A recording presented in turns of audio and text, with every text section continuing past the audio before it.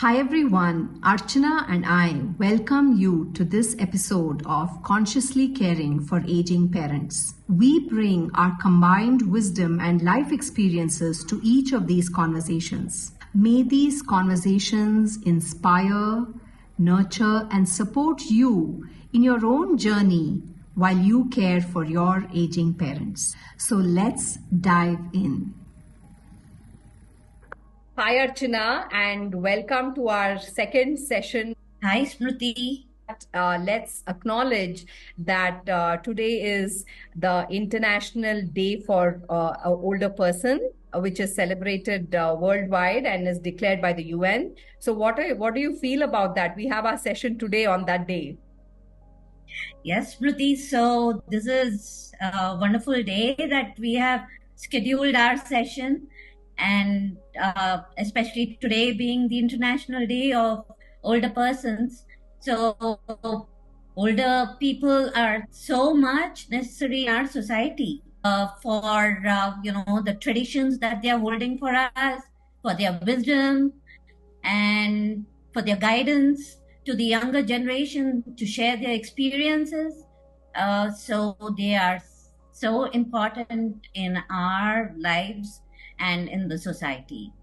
And Archana, we both are Montessorians, and Dr. Mhm. Montessori has spoken so much about the mixed age group, right? Like in classrooms, how we have a mixed age group. And I think this is so true in life also, where a mixed age group with humans in different planes of development is so crucial for the well being of the society. And so the seniors, the older person, is so important to us to look at them, learn from their wisdom, and so many other things, right? So it's really beautiful that we are talking about a plane of development that seems irrelevant, but so relevant. That's so true. What do you think presence is for you? Like, what does it mean to be in presence? So, Smriti, according to me, presence means it's not just being physically present for your aging and ailing parents. You have to have that deep transformation in your mindset to be present for your parents. That is, you have to accept your role as a caregiver and to be available for them in the moment and to be mindfully present for them. So it's not that you're doing something for them, but your mind is somewhere else, right? In today's world, when there are so many distractions around us, well, we all experience this, don't we? When we are doing something, our phone keeps ringing, or somebody is at the door, or we're thinking of something about office, about our neighbors or our relatives. Something is all the time going on in the mind. But to let go of those distractions and to be completely available for your parent in that moment, that is what kind of makes me understand the term being available or making your presence for your parents. Say, for example, if I were to be caring for my aged mother, if I was going to take her to the doctor, or if I was going to serve food, and my phone rings, and I have a friend on the other side and says, "Hey, Archana, do you want to join me for a movie today?" And I should not get distracted by that, right? We should focus completely on what we are doing. Otherwise, that mindful presence cannot be made. Well, to be kind of taking care of an older parent is not easy. It comes with a lot of anger, frustration. But the thing is to set aside all that to be compassionate and to give that wholehearted care is what presence means to me. Beautiful, beautiful, Archana. You just summed it so beautifully with those examples. And exactly that, the word availability. I think most of us do everything. It's not like we don't take our parents to doctors. We have caregivers who come and help us with many other chores with the parents. It's all okay. But that 10 minutes, half an hour, 1 hour that you sit across your parent and you sit there with complete presence means such a lot for them. And I know this. Why do I know this? Because I see it in my parents. I remember having a conversation with my parents and asking them, what is the biggest challenge you're facing in being in an older body? What does it mean? And both of them had one thing to say, Archana, and that is, we don't have people to have conversations with. We don't have people who really give us that presence. And after listening to that, I made it a point whenever I visit them, I make sure my phone is away from me for that particular duration. And I am listening and being there, because I think that means such a lot to the older people, just being listened to and being present, fully.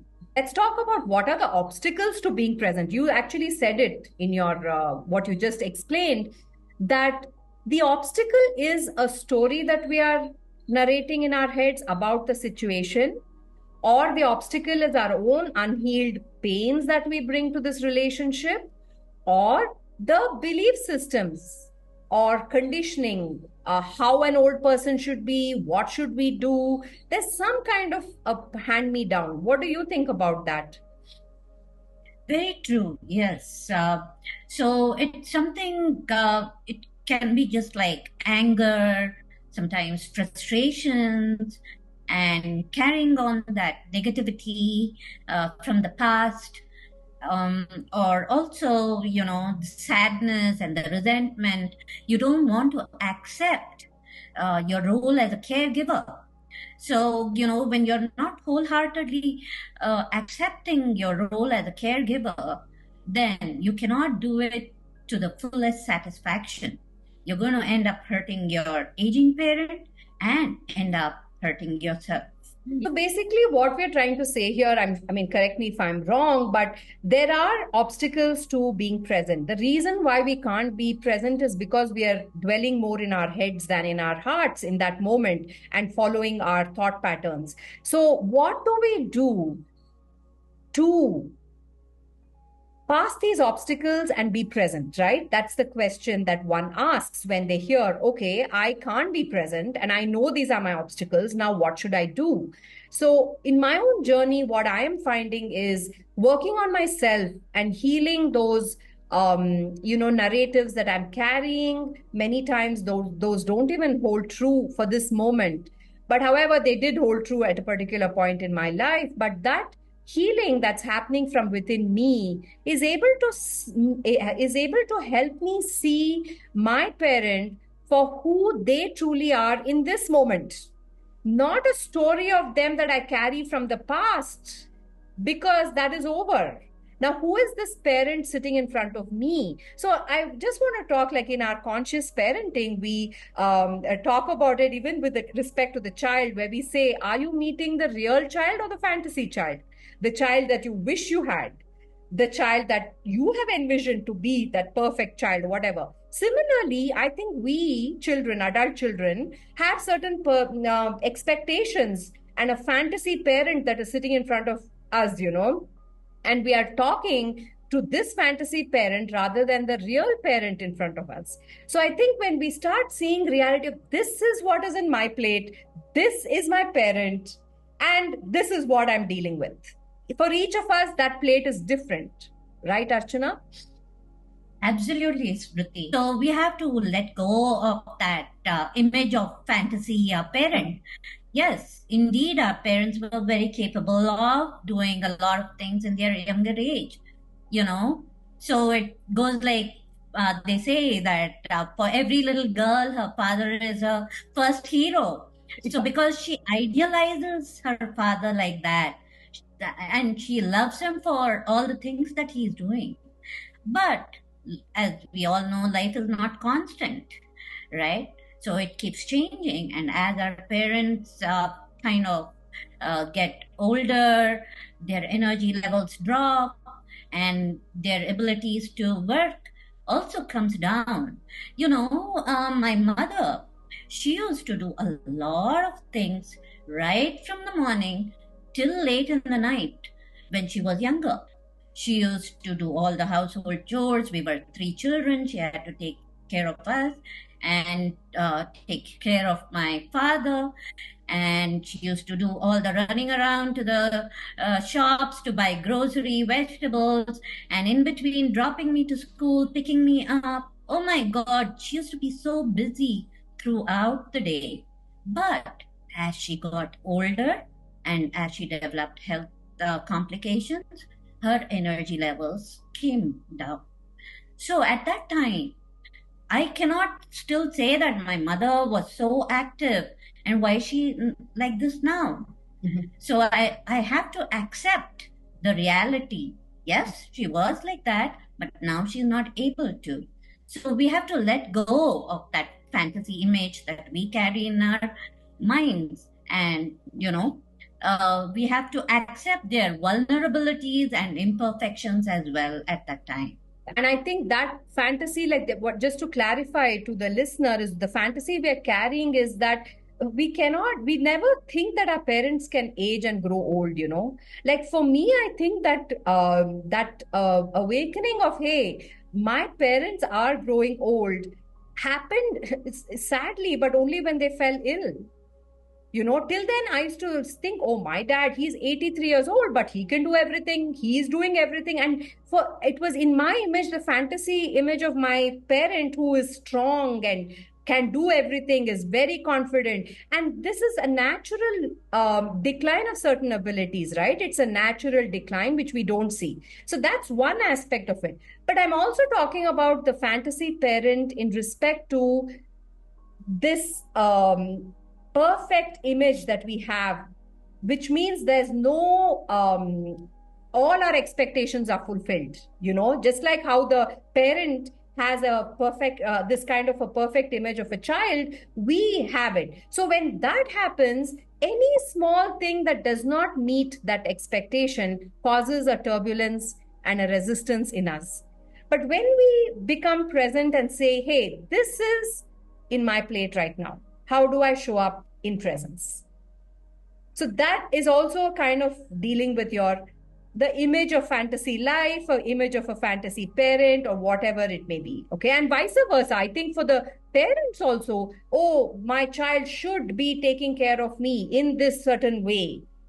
Well, they are doing the best they can from the place that they are. So if we both can look into our fantasy images that we carry of each other, I think we can meet the reality. Very true. Yes. Just to sum it up for the listener, we spoke about what presence is to bring your complete whole attention, physical body, emotions, compassion to the meeting. And we also saw what could be the obstacles for us being this way, carrying a narrative of the past and, still dwelling in that past and meeting our parent from that past, even if there have been kind of conflicts within us as a child and a parent.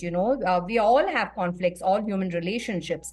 But if we are carrying on a conflict that happened in our child or in childhood or in our teenage years, and we continue that conflict today, we are already not in the present moment. We are talking about a past, and this is not the parent who was then a parent to us. This parent is different in this moment. Like I love Rumi's quote, which says that, you never meet the same river twice. So you really are not, you're not meeting the same parent, they are not meeting the same child. So we both are different beings. So we now know the obstacles and we can work on healing ourselves to come completely afresh to this relationship with our parents. Let's talk about what does caring with presence really look like. Now, when our parents are aging, let's be real, they need physical support. That's the first thing, right? And this physical support in degrees, not all parents need. There are 90-year-olds who are walking, doing things themselves, and there are 70-year-olds who need the help of a walking stick, who need a help of a person to help them do it in different levels. So how does one come in presence to that? Of course, we have to understand what their physical needs are and be compassionate and give them that complete support that they are asking for. So, many a times we don't understand that as caregivers. As we just said, we have that fantasy image. We think that our parents are sometimes faking. They are genuinely incapable of doing something and need our help. But we still stick to the image that, yes, they are doing, but then, maybe it's just for attention or for us to be with them, they're doing this. But it is not so. They would probably really need us at that moment. And so that kind of understanding their needs is of utmost importance. So we are there, mindfully present with them, and we know what is going on. So we understand their fears, we understand their anxieties, we understand their vulnerabilities, and and make ourselves completely available to our parents. Yes, I think you really said it as it is. Because when we think that our parents cannot lose these abilities, and then we do mistake it for an attention seeking, which also may be true, and that also needs to be taken care of, right? In that particular time. So let's look at, I was just, reading somewhere which Eckhart Tolle has said about this very thing, Archana. Like, for example, suppose your parent needs to go to the bathroom, like use the restroom, but they need help with that. Okay. That is the external situation. A parent needing to use the restroom, they can't go by themselves. There are two aspects when every external situation takes place. There is another aspect that accompanies the external situation, and that is the internal situation of the caregiver. It accompanies this caregiving that you're doing. Now, if I am going to say, oh, look at my poor dad, he was so capable. Look at him now. He can't use the bathroom. Look at that narration, right? And now from this place, I'm helping somebody who's already feeling that, hey, my abilities are diminishing.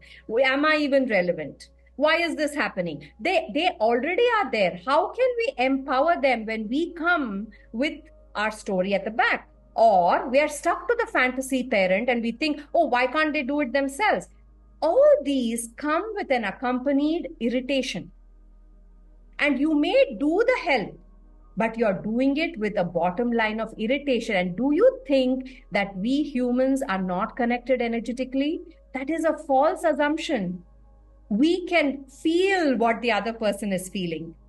And especially if you're touching your parent, helping them with clothes, holding their hand, the energy is getting transferred to them and they feel the irritation, just like how babies can feel the mother's or father's irritation when they are held.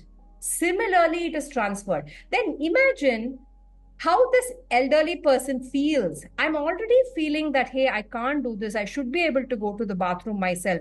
And this person is so irritated. Why should I trouble my child? Why am I in this position where I'm troubling another? Do you see this? So when we come with presence, even the very simple act of holding our parents' hand when they go to the bathroom is a comforting one because it comes with compassion. Hey, and I am taking care. I'm not saying I should not get these stories in my head, but the stories arising, I need to take time. I need to breathe. I need to come back to this parent full of presence. And I think the shining light within both of us that is keeping us alive sees this, Archana. I've seen it. I know I've seen my parents feel so grateful for that presence, not just the help. Everybody can do it, and okay, maybe not everybody, but most people do it. But when we do it with a presence, it means something different. It's okay if you're traveling, you have work, you cannot come for the whole day, but you come for that 5 minutes and you come with full presence and love. It will make up for everything else. You have charged them. It's like putting a battery on charge when people are present with their with their aging parents. This is my personal experience, and I am seeing it in my own experience with my parents, where they are happy. I just go talk. I love talking. They love listening, and we share. At the same time, I've had to learn this. I did take a lot of judgment and the preachiness with me in my initial conversations, and I could see how that was hurting my parents more than helping them. So I am training myself to sit with my judgments, sit with my assumptions, and go talk to them the way they want to be talked to, even topics for that instance. I used to say, oh, they don't have much to share. And then I remember my daughter giving me this idea, Amma, why don't you talk what they want to talk, not what you want to talk? And when I did that, they opened up. My mom loves to talk about Krishna. So let's talk. Tell me more about Krishna and your experiences. My dad loves to talk about so many other things that are happening in the world. So come, let's discuss that. And when I became open, they started becoming open to the consciousness that I'm learning and the psychology part of all these things. And I think we are having more vibrant conversations today. Do you find that as an experience where you've seen that where you've gone without presence, the conversation is different than when you have gone with presence?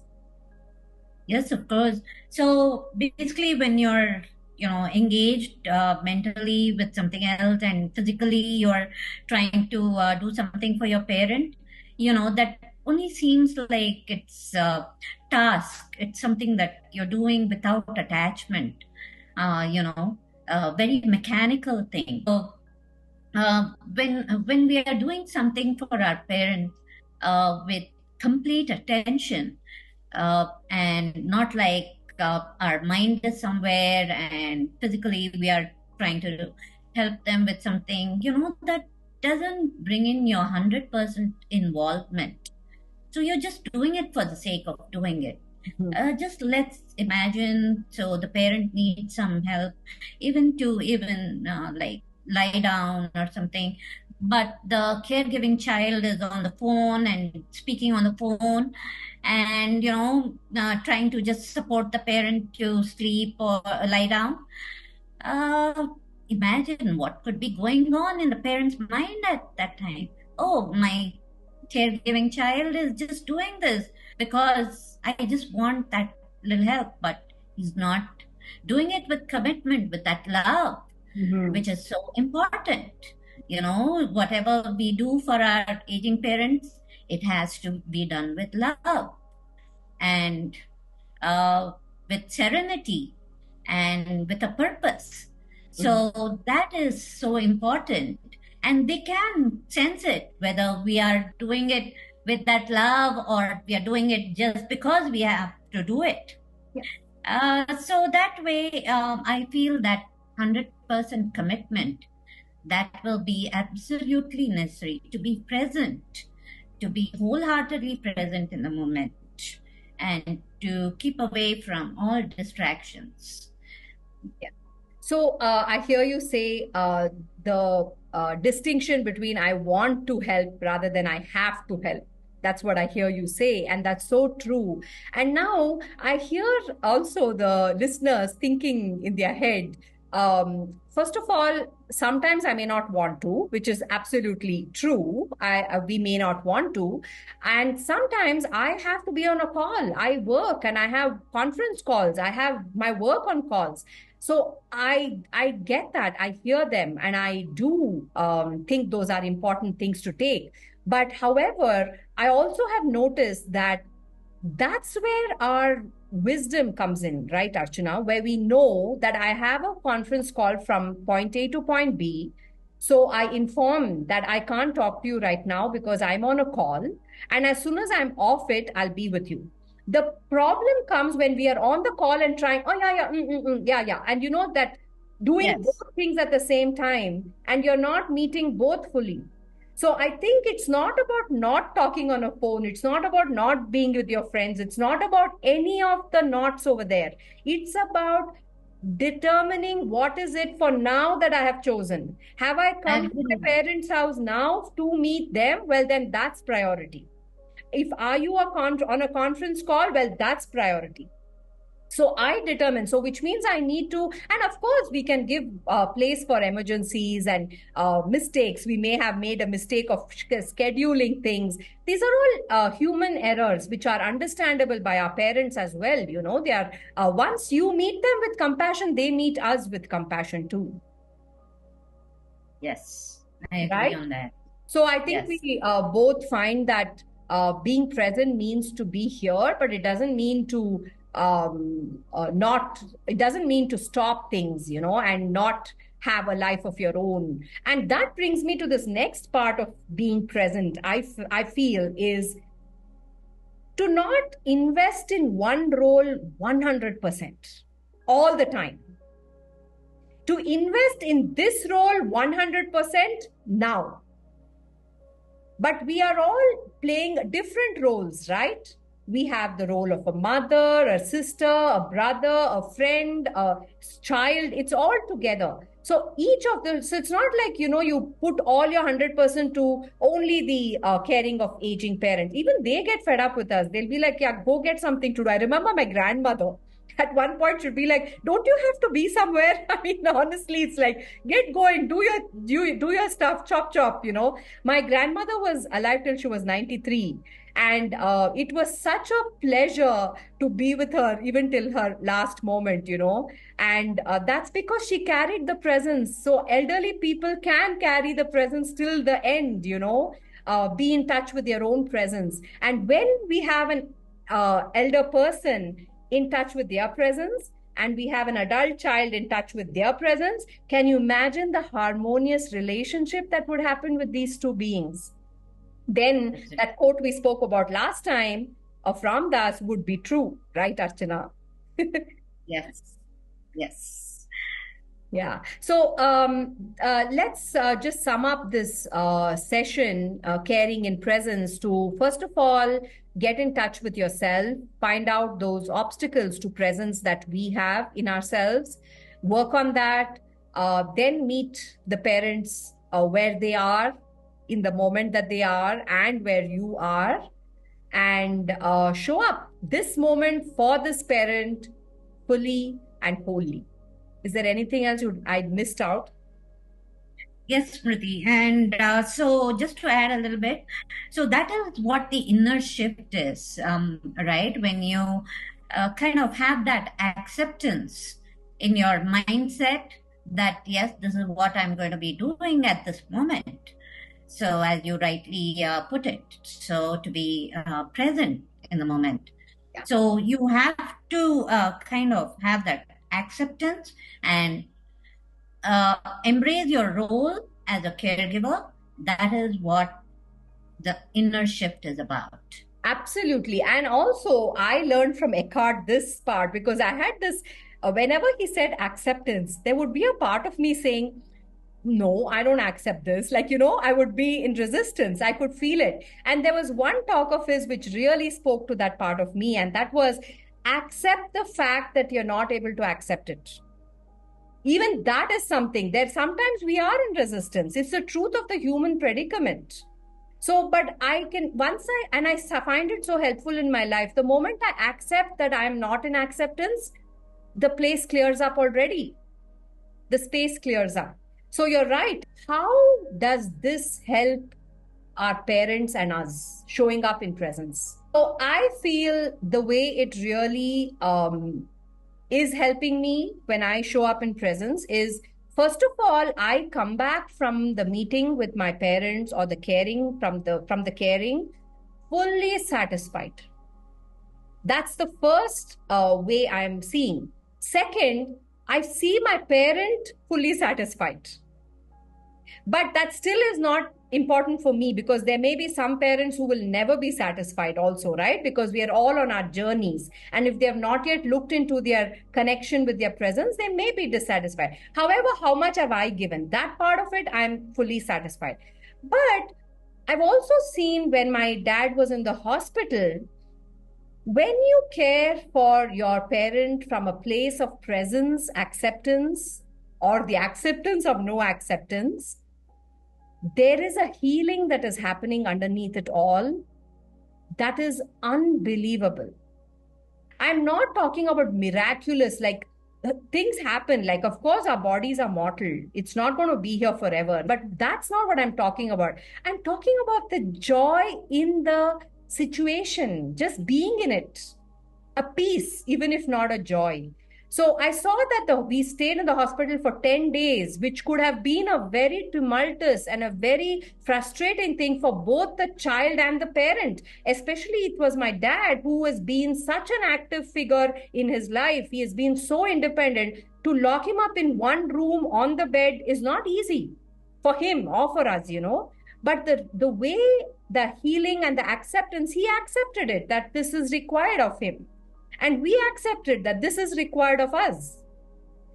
And that acceptance gave a feeling of peace in the whole thing, Archana. And I felt the healing, it supported the healing. And the doctors were saying that too. We had some beautiful doctors who spoke about how healing is so linked with being present. Not only us, but also the person who is ill, you know. The presence has a very beautiful healing essence to it that can be understood only when it is experienced. Mm-hmm. Yes, I agree. So actually, to be a caregiver can be quite stressful. And also, it can at times kind of cause a burnout to the caregiver. But you have to find peace in the process. So you have to know that you're doing your best as a caregiver. And also recognizing the value in understanding that whatever you're doing in even in small, simple daily tasks that you do together, there has to be some value recognized from that. And that is important. And you can find that happening in a number of ways, again, like where you can just engage with your parent in doing things like listening to good music which both enjoy, or playing some board games or something like that, or as you said, to listen to stories that they want to tell, maybe from their past, or whatever they want to share.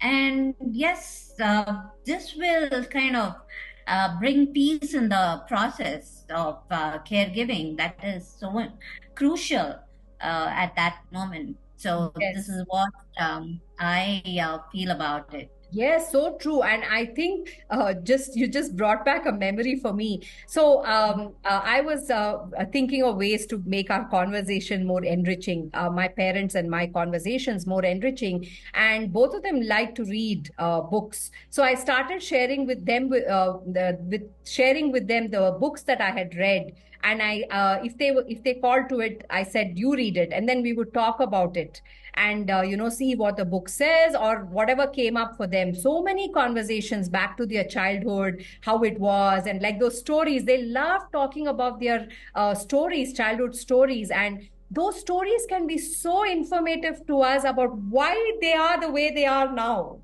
And that understanding itself creates compassion, understanding, and acceptance. So I'm noticing that, and I like your idea of do something else with them, whatever. And with my mom, she's a very creative and an artistic person. And because of, what is that, neuropathy, she's not able to do stuff because her neuropathy was difficult. So I got her some macrame threads, which are really thick. and she does macrame very well. She started doing macrame, and then we started appreciating that. And now her neuropathy is reduced, and she's able to do it with thinner threads. And Oh, recently, she bought her phone kept getting lost. So my sister bought her a phone carrier with a necklace at the top, and she did not like the necklace because it was like a big rope. So she removed it and she made her own macrame chain for it.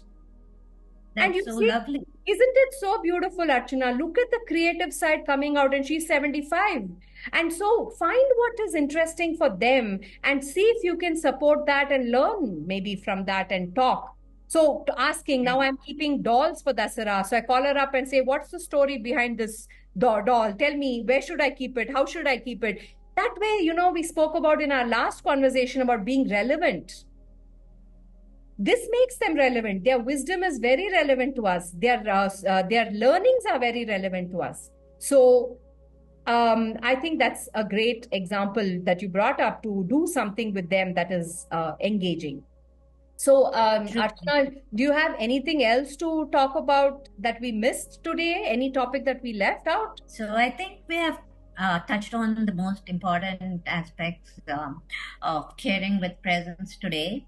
Um, so I think keeping this in mind, we need to think of moving forward, letting go of negativity, and some emotional hurts if there are any. So just let go of those and accept the fact that you are a caregiver to your parents who need you most at this time of their life, and do your best. Yeah, that's beautifully summing it up. So, thank you all for joining us, listening to the second episode in Consciously Caring for Aging Parents. I really hope this conversation has inspired you to show up for yourself, and through that, show up for your parents, so that you have a harmonious relationship with your aging parents. And I want to reiterate before we go that Archana and me are not perfect. We are not present all the time. We have our moments of absence, or more than some moments of absence. But those moments of absence just inform us how important being present is. If this episode touched and moved you, please feel free to share it with anyone that you think would benefit from it. So until we meet again, stay real and kind. Thank you for listening. Bye bye.